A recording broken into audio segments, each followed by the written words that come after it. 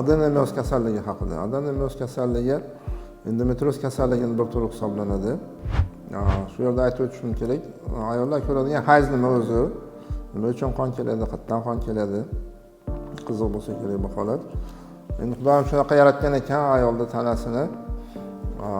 Bachodan ichidagi endometriy qavat. Endometriy deganda bachodan ichidagi shilliq qavatini nazarda tutamiz.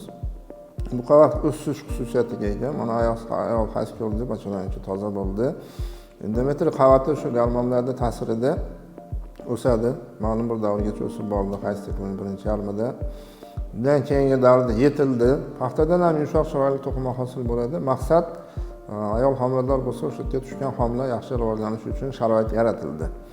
Endi aytaylik homiladorlik bo'lmadi, tushmadi. Haligi o'sib chiqqan endometriy qavatimiz endi qariydi, eskiradi, haligi joy ko'chib tushadi. Qon bilan qo'shilib o'sha joyda ko'chib tushishi shu ayollarimiz ko'radigan hayz menstruatsiya. Endi o'sha endometriy, ya'ni bachodan ichki qavatiga xos hujayralar har xil sabablar bilan bachodan tanasiga, muskul to'qimasiga o'sib kirib qoladi. O'sib kirib qoladida, u ham o'sha joyda endi gormonlar ta'sirida o'sdi, rivojlandi, ko'paydi. Hayz paytida haligi joy qonadi, ko'chib tushdi, chiqadigan joyi yo'q. Shuning uchun qattiq og'riqlar beradi. Adenomyoz kasalligi ancha tarqalgan kasallik hisoblanadi. Belgilari qanaqa? Adenomyoz kasalligining belgilari bu hayz paytida birinchi navbatda ko'p qon yo'qotish. Odatda ayollarda 3 kundan 7 kungacha orasida hayz ko'rishi bu normal hisoblanadi.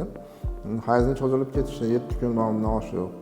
Hayzdan oldin 1-2 kun davomida o'sha qon aralash korrechniy deyishadi, ayollar shunaqa ta'rif berishadi. Shunaqa qon sifat kelib turishi, hayz tugagandan keyin ma'lum bir davomida aytaylik 10 kunlargacha shunaqa qonga o'xshash shunaqa ajralmalarda kelib turishi adenomyoz kasalligining belgilaridan biri.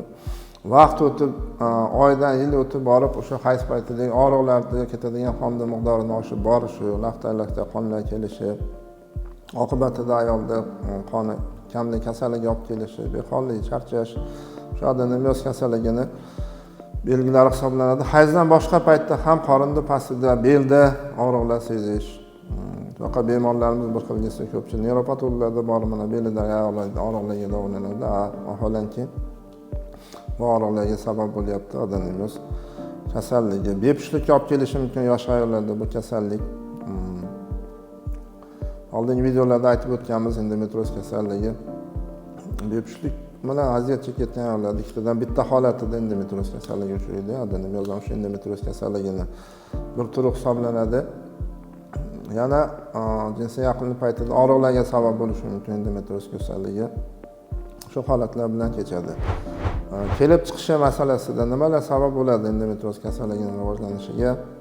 Bu narsa bachodan ichidagi bo'lishi mumkin bo'lgan jarohatlar, misol uchun abortlar bo'lishi mumkin. Tug'ruqdan keyingi davrda bachodan ichida o'tkazilishi kerak bo'lgan har xil muolajalar shu bachodan ichki qavatini jarohatlanishiga olib keladi, oqibatida adenomyoz kasalligi kelib chiqishi mumkin.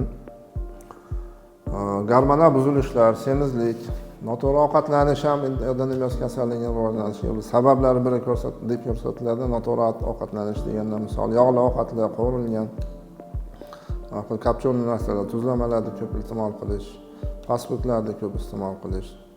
Bu narsalar ham sabab bo'lishi mumkin. Surunkali stresslar, uyqu zo'riqishlar sabab bo'lishi mumkin adenomyoz kasalligiga. Xo'p, adenomyoz kasalligi turlariga ajratamiz. Tarqalish darajasiga qarab turib, bachodan tanasiga o'sib kirishiga qarab turib, birinchi darajadan 4-darajaga ajratamiz. Misol aytaylik, birinchi darajasida yengil o'sib kirgan bo'lsa, 4-darajasida bachodan ustki qavatigacha o'sib borgan holatlari bo'ladi. Katta tugunlar hosil qilishi mumkin. O'zingizda ko'rib, ko'p holatlarda mioma bilan adashtirishadi. Bachodanda katta tugunlar hosil qilishi mumkin. Adenomyoz surunkali kasallik uzoq davom etadi. Ayolda ancha hayotini buzadigan narsa. Endi chorasi nima? Aytaylik, mana siz doktorga ko'rindingiz, aniqlash uchun birinchi navbatda shikoyatlar, hayzda ko'p qon yo'qotish, og'riqlar, bepushtlik yoki homila tushishi, ikkinchisi doktorni ko'rigi, uchinchisi o'zingizda aniqladik, ko'rib ko'p holatlarda o'zi yordam beradi. Shu bachodanda tugunlar, bachodan tanasidagi o'zgarishlar, mayda o'choqlarda paydo bo'lishi adenomyoz kasalligining belgilari. Ba'zi bir holatlarda tomografiya qilishga to'g'ri keladi. Sabab endometrioz adenomyoz kasalligi ko'p holatlarda mioma bilan birgalikda kechadi. Ikkala kasallik birga bo'lishi mumkin, ajratib olish uchun tomografiya qilishga ham to'g'ri keladi. Aytaylik, mana kasallikni aniqladik, sizda shu kasallik bor, tushkunlikka tushishga hojati yo'q, sabab chorasi bor bu kasallikni, Xudoga shukr. Yana shu joyda bir narsa aytib o'tishim kerak. Ko'p ayollarimizda savol bo'ladi, adenomyoz bu xavfli o'sma emasmi? Yo'q, Xudoga shukr, adenomyoz xavfli o'sma emas. Bu narsani xavfli o'smaga, ya'ni rakka aylanish xavfi bor, o'rtacha 1% atrofida hisoblanadi. Bu uzoq yillar davomida chora ko'rilmagan, davolanmagan adenomyoz shu holatga olib kelishi mumkin. Choralari qanaqa endi? Tarqalgan darajasiga qarab, klinikasi deymiz, ya'ni kasallikning belgilari, ayolda qanchalik darajada bezovta qilyapti, og'riqlar, hayzda qon ketishi, anemiya darajasi qanaqa, shundan kelib chiqib davo belgilanadi. Ko'p holatlarda biz dori-darmon bilan avvalo davolashni boshlaymiz. Shu maqsadda kontratseptiv, ya'ni homiladorlikdan saqlaydigan vositalarda ba'zi bir turlaridan foydalanamiz. Yana Dianeges degan preparat bor bizda hozir, bizni bozorda bor O'zbekistonda, bu Vizanna servis preparatlari. Ular uzoq muddatli ichishga to'g'ri keladi. 3 oy, 6 oy, 9 oy, 1 yil hammasi bemorning holatidan kelib chiqib qo'llaniladi. Yana oyda bir marta qilinadigan ukollarimiz bor.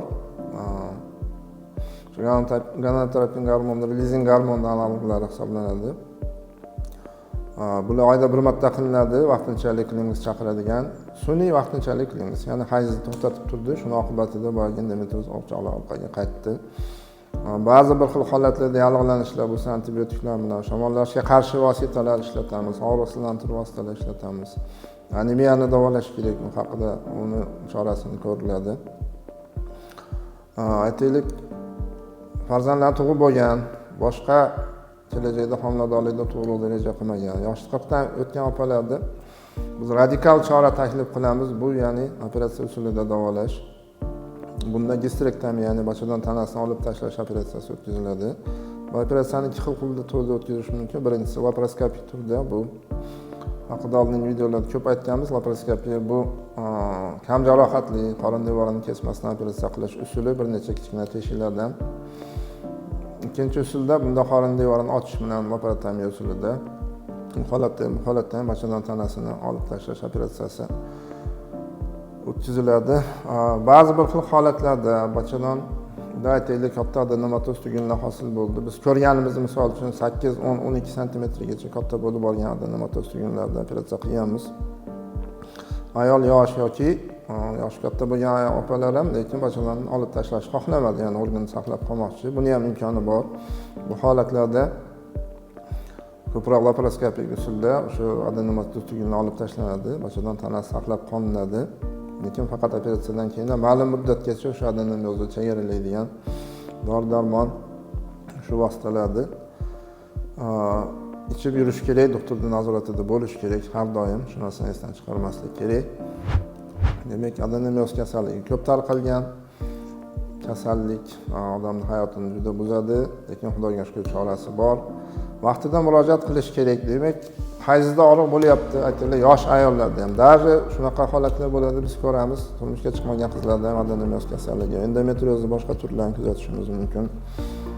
Men qondan qoldim, qutuldim bu holatdan degan yoshi katta ayollarda, klinik yoshidagi ayollarda ham adenomatoz bilan bemorlarni davolashga to'g'ri kelgan paytlari bo'ladi. Shuning uchun hushyor bo'lish kerak. Demak, hayzingizda og'riqlar bor, o'ziga tushish kerak, doktorni ko'rikdan o'tish kerak, nazoratda bo'lish kerak. O'ziga o'sha hayz kunlari yaqin qolgan kunlarda tushishni tavsiya qilamiz. O'shanda yaxshiroq ko'rinadi, yaxshiroq ajratish imkoniyati bo'ladi. Yana bir xil oilalarda nasliy deymiz. Misol uchun yaqin qarindoshi, onangizda, opa-singilda, xolalarda adenomyoz yoki endometrioz kasalligining boshqa turi bilan kasallanishlar bo'lgan, bilasiz, eshitasiz, xabaringiz bor. Demak, siz ham hushyor bo'lishingiz kerak. Vaqtida profilaktik ko'riklardan o'tib turish kerak. O'zi ayollarda 1 yilda 2 marta UZI, mazok analizi, ginekolog vrach ko'rishligidan o'tib turishni tavsiya qilamiz. Shu holat bilan ko'p kasalliklarni oldini olish mumkin. Adenomyoz kasalligi haqida shu ma'lumotlar. Bu video sizga qiziq bo'lgan bo'lsa, like bosing, kommentariyalar qoldiring, savollaringiz bo'lsa, hamma savollarga javob berib boramiz.